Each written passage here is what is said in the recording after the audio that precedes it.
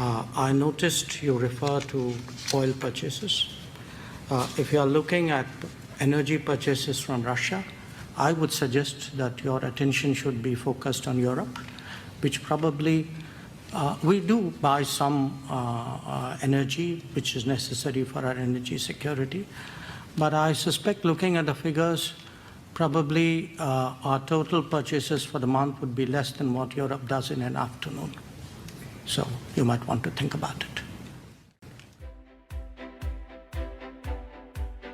दोस्तों, American president Joe Biden और Indian prime minister Narendra Modi के बीच वर्चुअल मीटिंग हुई। जो बाइडेन जब पीएम मोदी से बात कर रहे थे तो वॉशिंगटन में उनके साथ Indian foreign minister S Jaishankar और डिफेंस मिनिस्टर राजनाथ सिंह भी मौजूद थे। इसके अलावा अमेरिका के फॉरेन मिनिस्टर एंटनी ब्लिंकन और डिफेंस मिनिस्टर लॉयड ऑस्टिन भी मौजूद थे। इंडियन फॉरेन और डिफेंस मिनिस्टर अमेरिका में 2+2 मीटिंग में शामिल होने गए थे। भारत और अमेरिका के बीच 2+2 की ये 4th ईयरली मीटिंग थी। ये मीटिंग तब हो रही थी जब यूक्रेन पर रशिया के हमले का दूसरा महीना चल रहा है। रशिया यूक्रेन वॉर के बीच वेस्टर्न कंट्रीज रशिया से तेल की खरीद को लेकर भारत को घेर रहे थे। फॉरेन मिनिस्टर एस जयशंकर ने इन कंट्रीज को सीधा सा जवाब दिया। उन्होंने कहा कि रशिया से भारत अपनी जरूरतों को पूरा करने के लिए तेल खरीद रहा है। अगर गौर से देखा जाए तो भारत जितना एक महीने में इंपोर्ट करता है उतना यूरोप हर रोज रशिया से इंपोर्ट करता है। उनके वायरल हुए वीडियो के अकॉर्डिंग एस जयशंकर कह रहे हैं, अगर आप भारत द्वारा रशिया से तेल की खरीद की बात करते हैं तो मैं आपको कहना चाहूंगा कि आपको यूरोप पर ध्यान देना चाहिए। हम अपने फ्यूल की सिक्योरिटी के लिए कुछ हिस्सा तेल का इंपोर्ट करते हैं, लेकिन अगर एक महीने के फिगर्स पर नजर डालें तो हम जितना तेल एक महीने में खरीदते हैं उतना तो यूरोप हर दोपहर को खरीद लेता है। पीएम नरेंद्र मोदी और अमेरिका के प्रेसिडेंट जो बाइडेन के बीच वीडियो कॉन्फ्रेंसिंग के जरिए बात हुई, जिसके बाद व्हाइट हाउस के सेक्रेटरी जेन साकी ने कहा कि रशिया से फ्यूल के इंपोर्ट पर बैन नहीं लगाया गया। इंडिया रशिया से तेल खरीद कर किसी भी सैंक्शन का वायलेशन नहीं कर रहा। हम इस बात को समझते हैं कि सभी कंट्रीज को अपने इंटरेस्ट की रक्षा करनी होती है। दोस्तों, अगर ये जानना है कि जो हमारे फॉरेन मिनिस्टर ने बात कही उसमें कितना दम है तो हमें जरा फिगर्स पर ध्यान देना चाहिए। रशिया ने अब तक अकेले मार्च में भारत को एक दिन में 3,60,000 बैरल का तेल एक्सपोर्ट किया है, जो 2021 के एवरेज से 4 गुना ज्यादा है। रिपोर्ट में कमोडिटी डेटा और एनालिटिक्स फर्म कैपलर का हवाला देते हुए कहा गया है कि रशिया मौजूदा शिपमेंट शेड्यूल के बेस पर पूरे महीने के लिए